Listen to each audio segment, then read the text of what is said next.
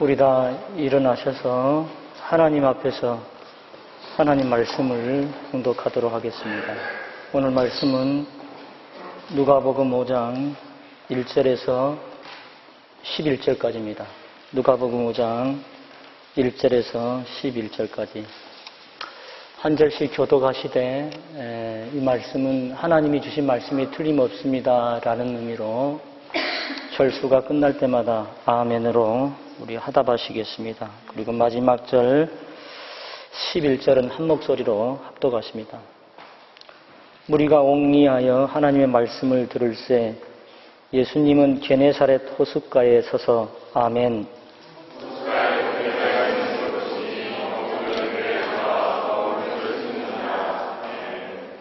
예수님께서 한 배에 오르시니 그 배는 시몬의 배라. 육지에서 조금 뛰기를 청하시고 앉으사 배에서 무리를 가르치시더니 아멘.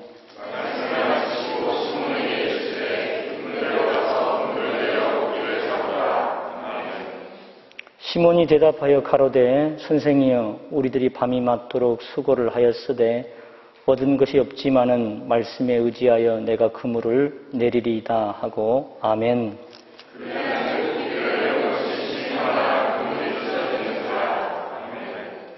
이에 다른 배에 있는 동물을 손짓하여 와서 도와달라 하니 저희가 와서 두 배의 채움에 잠기게 되었더라. 아멘.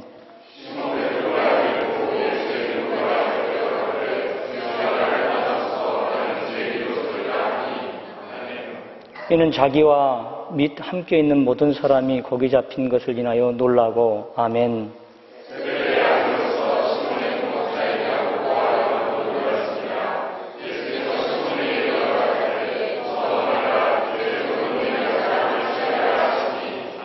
네, 우리 11절 말씀 한 목소리로 합독하십니다. 저희가 베드로를 육지에 대고 모든 것을 버려두고 예수님을 쫓으니라. 아멘. 예, 할렐루야. 예, 여러분들 주님의 이름으로 축복하고 환영합니다. 오늘 말씀은 주님이 쓰시는 사람, 주님이 쓰시는 사람이라는 제목으로 여러분과 함께 나누고 은혜 받고 싶습니다. 여러분, 우리 가끔 이렇게 밖에 다니다가 쓰레기 같은 걸 버려야 되는데 휴지통이 없을 때 참 난감하잖아요. 난감합니다. 그런데 비록 휴지통이 없지만은 그래도 이 휴지를 버리는 장소는 거의 정해져 있는 것 같아요. 사람들이 휴지를 이렇게 거리에다 버리지는 않죠. 대부분 보게 되면 담벼락 아래, 또 이 전봇대 아래, 또 무슨 게시판 아래 이런 데다 버리게 됩니다. 또 지나가는 이 개도 그냥 아무 데나 오줌 누는 것이 아니라 또 그런 장소에 담벼락 아래 다리 한 짝 들고 전봇대 아래 게시판 아래 오줌을 눕니다. 그러니까 가만히 서 있는 이런 조형물 같은 것은 가만히 서 있는 조형물은 자칫하게 되면 쓰레기장이 될 수 있어요. 바로 그것이 쓰레기장이 됩니다. 물고기 같은 것도 그래요. 아무리 덩치가 큰 물고기일지라도 이미 죽어버린 물고기는 가만히 둥둥 떠내려갑니다. 그런데 살아있는 것은 아무리 작은 송사리일지라도 물살을 거슬러서 위로 올라갑니다. 신앙생활도 마찬가지입니다, 여러분. 신앙생활도 그래서 우리가 신앙생활하면서 뭔가 움직임이 있고 생동감이 있어야 돼요. 뭔가 움직임이 있고 생동감이 있어야 됩니다. 그렇지 않고 그냥 가만히 교회만 왔다 갔다 하는 사람, 이런 사람들은 마귀의 밥이 되기 쉽습니다. 마귀가 쓰레기 같은 것만 그 사람한테 버려놔요. 쓰레기 같은 것만. 똑같은 신앙생활 하지만 우리가 하나님께 쓰임받는 사람이 있습니다. 똑같은 신앙생활 하지만 하나님께 쓰임받는 사람이 있어요.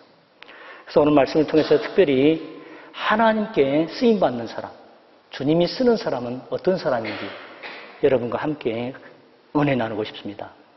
오늘 본문의 말씀의 내용을 보게 되면 예수님께서 베드로와 요한, 야고보를 부르시는 그런 장면인데 우리가 잘 알고 있는 그런 말씀입니다. 그런데 예수님께서 특히 시몬의 배에 밤새 투망질하고 물고기 한 마리 잡지 못했던 그 시몬의 배에 타셔가지고 예수님께서 직접 베드로에게 말씀을 하시죠. 깊은 데로 가서 그물을 내리라. 그랬더니 베드로가 순종해서 깊은 곳에 가서 그물을 내렸습니다. 그런데 그물이 찢어질 정도로 물고기가 잡혔죠. 그것을 목도하고 베드로가 그 전에는 예수님을 랍비, 선생님 정도로 생각을 했습니다. 그런데 그 일을 목도하고 깜짝 놀라서 하는 말이 주여 나를 떠나소서 나는 죄인입니다. 그리고 그 후로부터 하나님께 주님으로부터 쓰임받는 사람이 됐다는 것이 바로 본문 말씀의 내용입니다. 그러면 구체적으로 주님이 쓰시는 사람은 어떤 사람인지 오늘 말씀을 통해서 한번 나눠보도록 하겠습니다. 먼저 오늘 말씀 여러분 그 2절과 3절의 말씀을 봐보세요. 2절과 3절의 말씀을 보면 호숫가에 두 배가 있는 것을 보시니 어부들은 배에서 나와서 그물을 씻는지라. 예수님께서 한 배에 오르시니 그 배는 시몬의 배라. 육지에서 조금 뛰기를 청하시고 앉으사 배에서 무리를 가르치시더니 그랬습니다. 시몬은 베드로의 옛 이름입니다. 베드로의 옛 이름인데 예수님께서 시몬의 배에 지금 올라가 있어요. 이 시몬의 배는 어떤 배냐면 서두에도 말씀드렸지만 밤새 투망질을 했습니다. 베드로가. 밤새 투망질을 했는데 물고기 한 마리 잡지 못한 빈배였습니다. 시몬의 배는 빈배였어요. 그래서 오늘 말씀에 기록된 이 빈배라는 의미는 어떤 의미가 있냐면 밤새 투망질을 했던 베드로, 그러나 물고기 한 마리 잡지 못했던 거죠. 절망에 빠진 베드로, 실망한 베드로, 지쳐있는 베드로의 모습을 의미하고 있는 것이 바로 빈배입니다. 바로 빈배. 그 배에 예수님께서 올라타셨다, 찾아오셨다는 것이죠. 그래서 어떻게 보면 역설적이지만 여러분, 하나님이 쓰시는 사람은, 주님이 쓰시는 사람은 먼저입니다. 먼저 실패를 경험한 사람입니다. 먼저 실패를 경험한 사람. 여러분, 우리가 잘 알고 있는 모세의 인생을 한번 봐보세요. 모세는 딱 부러지게 세 시기로 딱 구분이 됩니다. 바로의 그 궁에 살았던 그 40년 인생이 있고, 그리고 외롭고 고독한 세월을 보냈던 미디안 광야 또 40년 세월이 딱 있습니다.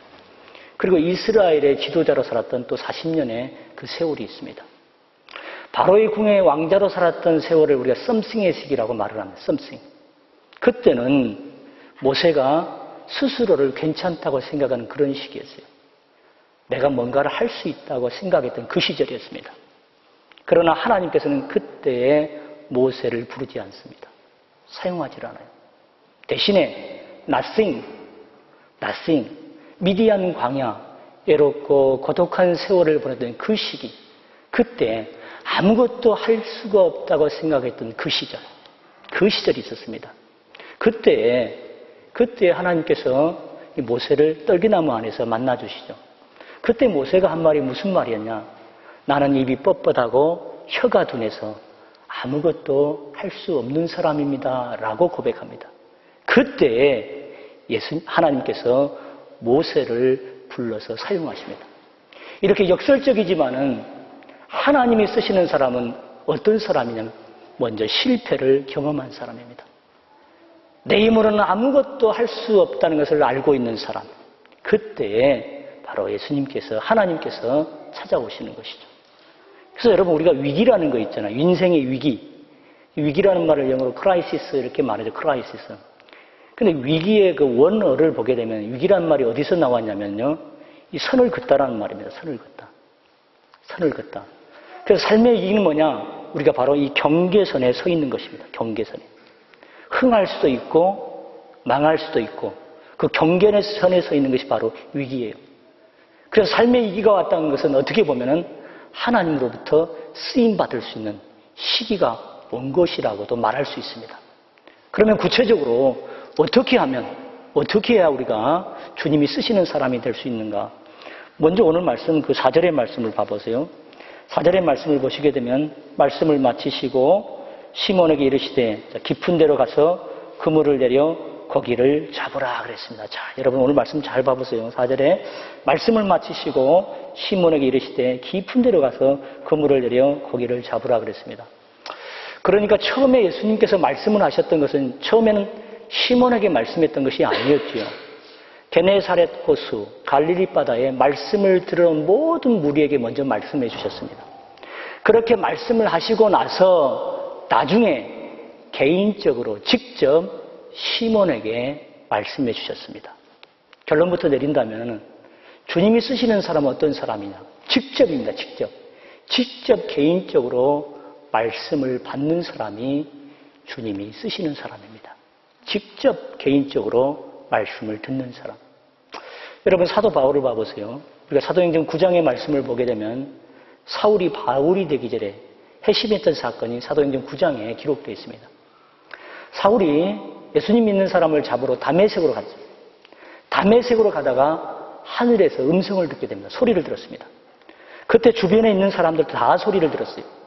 그런데 사울은 직접 예수님께서 개인적으로 들려주신 말씀을 듣게 됩니다. 사울아, 사울아, 내가 어찌하여 나를 핍박하느냐? 주여 니시오니까 나는 네가 핍박하는 예수라. 다른 사람은 듣지를 못했습니다. 소리만 들었어요, 소리만. 그러나 사울은 직접 개인적으로 말씀해 주시는 그 음성을 들었습니다. 직접 개인적인 말씀을 듣게 되니까 하나님으로부터, 주님으로부터 쓰임받는 사람이 됩니다. 여러분 사무엘도 봐보세요. 비록 나이는 어렸지만은 엘리 제사장은 여호와의 말씀을 듣지 못했습니다. 그러나 사무엘은 직접 개인적인 말씀을 들었어요. 그래서 하나님으로부터 쓰임받는 사람이 되게 됩니다. 여러분 지금도 마찬가지입니다. 지금도 예수님께서 말씀하고 계십니다. 말씀을 듣는 모든 사람들에게는 말씀을 다 주십니다. 자, 그런데 이 무리 중에, 여기 앉아있는 이 무리 중에 반드시입니다. 지금 개인적으로 말씀을 받는 사람이 있습니다. 바로 그 사람이 주님으로부터 쓰임받는 사람입니다. 정말 중요한 것은 뭐냐면 지금 우리가 이 예배당에 앉아서 예배 드리는 것으로 만족해버리면 안 됩니다. 절대로. 정말로 중요한 것은 뭐냐? 지금 내게 개인적으로 들려주신 그 말씀을 들을 수 있어야 됩니다. 그럼 인생이 달라지는 거예요. 지금 똑같은 설교를 하지만요, 지금 개인적으로 듣는 사람은 또 다른 의미로 듣게 됩니다. 똑같은 설교를 했지만은 그래서 은혜 받는 사람이 달라요. 은혜의 내용이 다르게 됩니다. 어떤 사람은 그런 사람이 있어요. 항상 하나님께 이거 달라 저거 달라 구하는 사람이 있습니다. 그런데 어느 날 말씀을 듣다가 자기는 늘 구하는 사람이었는데 옛날에 자기가 외려 하나님께 이것을 하겠습니다라고 약속했던 것, 그것을 지키지 못한 것을 깨닫고 회개하는 사람이 있어요. 또 어떤 사람은요, 자기가 늘 피해자라고 생각했습니다. 늘 억울하다고 생각했어요. 그런데 외려 말씀을 통해서 옛날에 자기가 누군가의 가슴을 아프게 했던 적이 있었다는 것을 깨닫고 회개하는 사람이 있습니다. 또 어떤 사람은 주제의 말씀과는 아무런 상관도 없이 내가 기도해야지 그것을 깨닫는 사람도 있습니다. 다르죠. 그래서 정말로 불행한 사람은 어떤 사람이냐? 정말로 불행한 사람은 지금 이 자리에 앉아 있으면서도 개인적으로 들려진 그 하나님의 음성을 듣지 못하는 사람입니다. 졸다가 무슨 잡생각하다가 딴짓거리 하다가 개인적으로 들려주신 그 음성을 듣지 못하는 사람. 불행하지요. 오늘 목사님이 그런 이야기 하시더라고요. 성도들한테 남은 인생을 잘 사는 법에 대해서 설교를 했대요. 자기 성도들에게 남은 인생을 잘 사는 법. 그런데 성도 중에 어떤 사람이 졸고 딴짓하다가 잘못 듣고 나가지는 그런 소리를 하는 거예요. 참 우리 목사님은 희한하게 남은 세계를 잘 사는 법에 대해서 이야기를 해줬다니까. 남은 생애를 잘 사는 법에 대해서 이야기했는데 남은 세계를 잘 사는 법에 대해서 이야기해줬다니까. 불행하지요. 개인적으로 들려주신 그 하나님의 음성을 듣지 못하는 거예요. 첫 번째로 주님이 쓰시는 사람은 어떤 사람이냐? 무리로 끝나버리면 안 됩니다. 군중으로 끝나버리면 안 돼요. 지금 내게 말씀해 주시는 그 음성을 듣는 사람, 바로 그 사람이 주님이 쓰시는 사람입니다. 두 번째 보실까요? 두 번째 주님이 쓰시는 사람은 어떤 사람이냐면 5절의 말씀 봐보세요. 시몬이 대답하여 가로되 선생이여 우리들이 밤이 맞도록 수고를 하였으되 얻은 것이 없지만은 말씀에 의지하여 내가 그물을 내리리다 하고 그랬습니다. 지금 이 말씀을 쉽게 풀어서 설명을 한다면 이런 말씀이에요.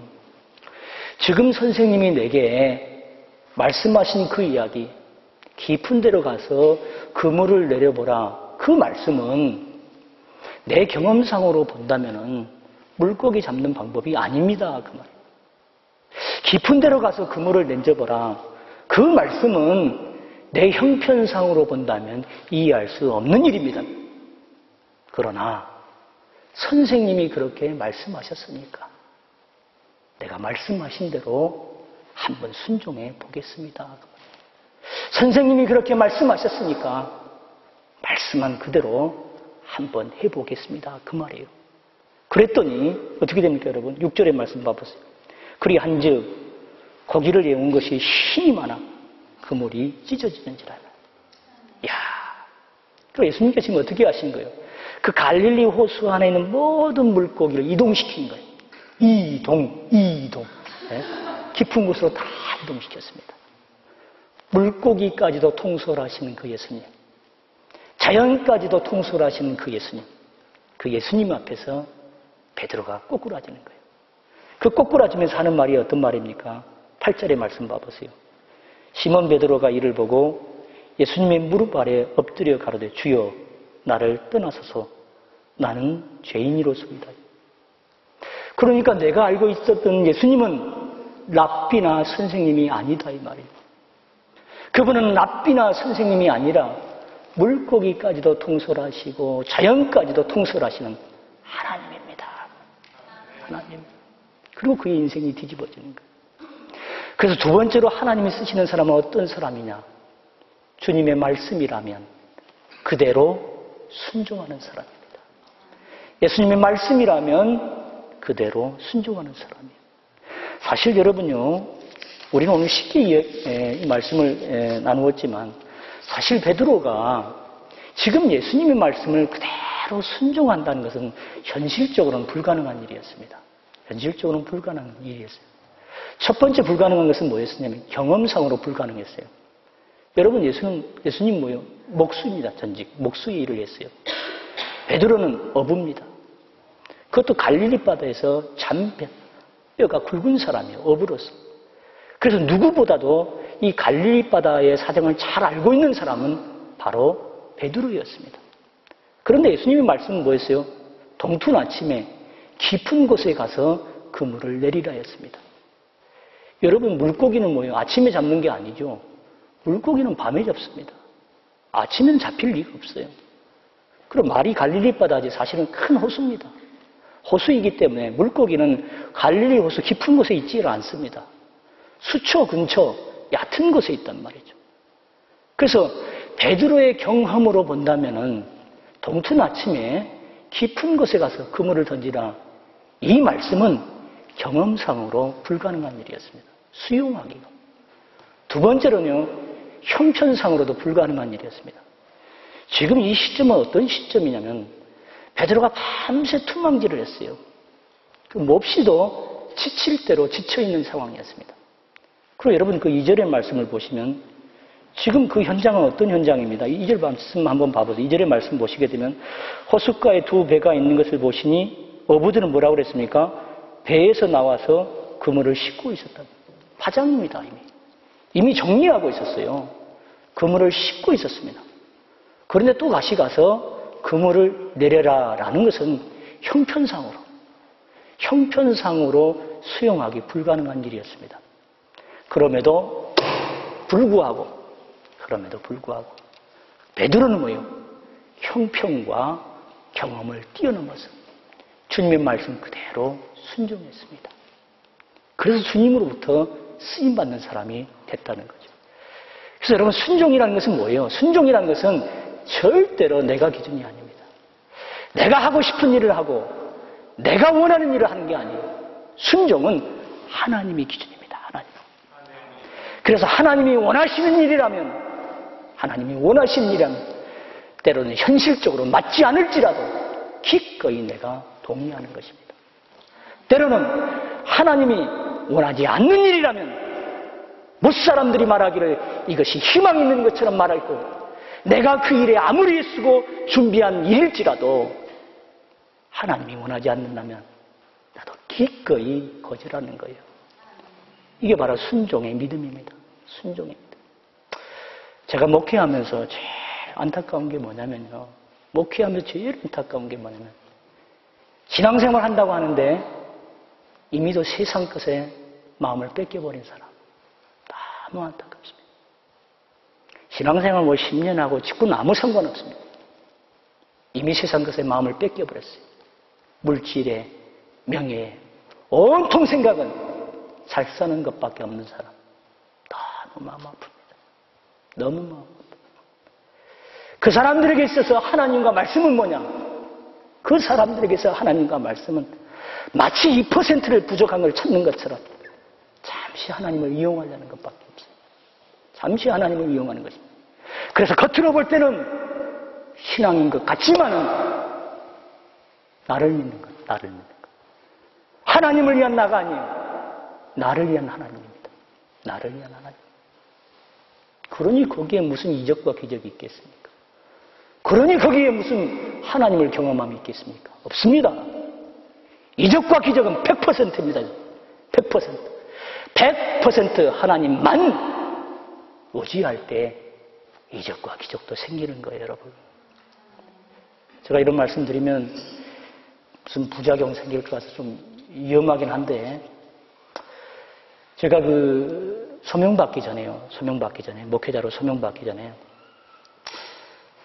저에게 폐소공포증이 있었습니다. 폐소공포증. 폐소공포증으로 고통받고 있었는데, 이 폐소공포증은 말 그대로 한자 그대로죠. 갇혀진 장소에 딱 있게 되면 숨이 끊어질 것 같은 거예요. 숨을 쉴 수가 없습니다. 숨을 쉴 수가 없어요. 택시 이런 거 못합니다. 버스 이런 거 못합니다. 그때 제 아내가 저한테 그랬어요. 그 고통이 정말 심할 때였는데 그렇게 이야기를 해주더라고요. 그 성경 말씀에 주기도문, 요셉의 아빠 주기도문이 있는데 주기도문은 예수님께서 우리에게 가르쳐주신 능력의 기도라고 이렇게 말을 해주더라고요. 폐소공포증의 그 고통이 올 때 가만히 있지 말고 그 주기도문을 막 외워보면 어떻겠냐고 그렇게 조언을 해줬어요. 저는 그때 제 아내의 말로 받지 않았습니다. 하나님이 하신 말씀으로 받았어요. 하나님이 하신 말씀으로. 무슨 방법이 없으니까. 근데 어느 날 제가 이제 버스를 타게 됐는데 버스를 타고 문이 딱 닫는 소리가 나는 순간 이제 호흡이 딱 멈추는 거예요. 그때 제가 어떻게 했냐. 머리를 쳐박고 앞에 있는 뒷좌석에 손을 잡고 머리를 쳐박고 수없이 아마 제 생각에 수백 번 주기도문을 암송하기 시작했어요. 수백 번인데 계속 절박하게. 근데 어느 순간에 제 온몸에 평안이 찾아오면서 그 후로부터 폐소공포증이 완쾌가 됐습니다. 할렐루야. 그래서 말씀의 능력을 믿고 순종하는 사람에게 이적과 기적도 나타나는 것입니다. 말씀의 능력을 믿고 순종하는 사람이 주님으로부터 쓰임받는 사람이 되는 거예요. 베드로가 쓰임받았던 것은 말씀에 순종하는 사람이었습니다. 세 번째 또 오늘 말씀 보실까요? 10절에 11절의 말씀 봐보세요. 세베대의 아들로서 시몬의 동업자인 야고보와 요한도 놀랐습니다. 예수님께서 시몬에게 일러 가라사대 무서워 말라. 이제 후로는 내가 사람을 취하리라 하시니 저희가 베드로를 육지에 대고 모든 것을 버려두고 예수님을 쫓으니라 그랬습니다. 이적과 기적 처음 했으니까 끝난 줄 알았는데 끝난 것이 아니었어요. 예수님의 말씀은 이제 후로는 너희가 사람을 취하리라 라고 말씀해 주십니다. 이제는 뭐요? 나를 쫓으라. 나를 쫓으라. 그들의 반응은 뭐였었냐면 그들의 반응은 저희가 모든 것을 버려두고 예수님을 쫓으니라 라고 기록되어 있습니다. 동일한 사건을 기록하고 있는 마가복음에는 좀 더 구체적으로 기록되어 있습니다. 저들이 곧 배와 그물을 버려두고 예수님을 쫓으니라. 그러니까 주님을 위한 것이라면, 주님을 위한 길이라면 밥줄과도 같은 배와 그물을 버렸다는 거예요. 배와 그물을 버렸다. 그래서 주님으로부터 쓰임받는 사람은 어떤 사람이냐? 주님이 쓰시는 사람은, 하나님이 쓰시는 사람은 하나님을 위한 길이라면, 주님을 위한 일이라면 계산할 줄을 모르는 사람입니다. 밥줄과도 같은 것도 때로는 버리는 사람. 바로 이런 사람이 쓰임받아요, 여러분. 성경에 기록되어 있는 하나님이 쓰셨던 사람들 다 보십시오. 그분들 모두가 무언가를 버리고 포기한 사람입니다. 아브라함을 봐보세요. 100세에 난 독자 이삭입니다.